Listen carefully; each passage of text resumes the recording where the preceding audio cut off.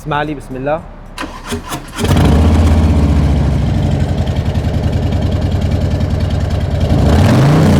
ويلي